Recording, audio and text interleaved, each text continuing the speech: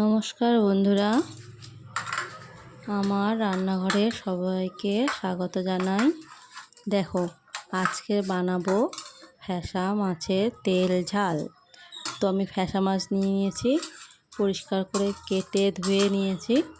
তারপর এটাকে নুন, হলুদ, লঙ্কার গুঁড়ো মাখিয়ে নেব। এখানে আমার 6 পিস মাছ রয়েছে। ভালো করে মশলাটা ভালো করে মাখিয়ে নেব। নুন, হলুদ, লঙ্কার গুঁড়ো ভালো করে মাছের গায়ে মাখিয়ে নেব। তারপরে দেখো, আমি কড়াই সর্ষের তেল গরম করতে দিয়েছি। একে একে মাছগুলো আমি ভেজে নেব।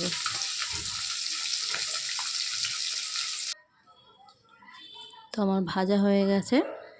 এদিকে দেখো লাগছে পেঁয়াজ গ্রেট করে নিয়েছি, টমেটো, আদা গ্রেট করে নিয়েছি আর কাঁচা লঙ্কা। কড়াই এবার আমি কালো জিরে ফোড়ন দেব।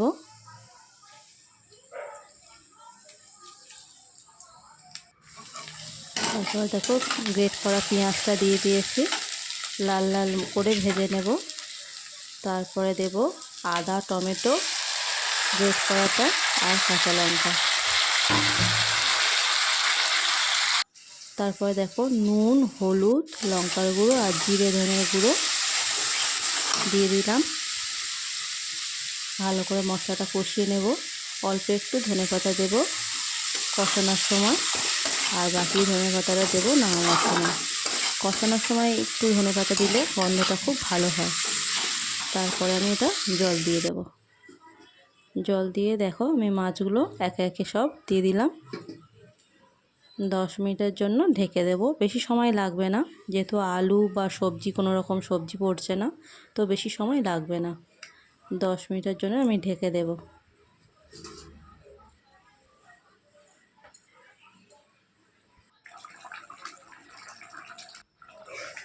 তো দেখো আমার রেডি হয়ে গেছে। 10 মিনিট পরে ফিরে এলাম। তাও দেখো আমার ফ্যাসা মাছের ঝাল রেডি হয়ে গেছে। চেরা কাঁচা লঙ্কা, ধনেপাতা দিয়ে আমি নামিয়ে নিয়েছি।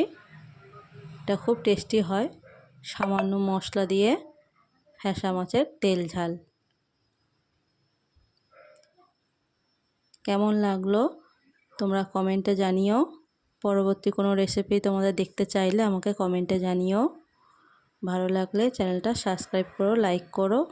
Thank you.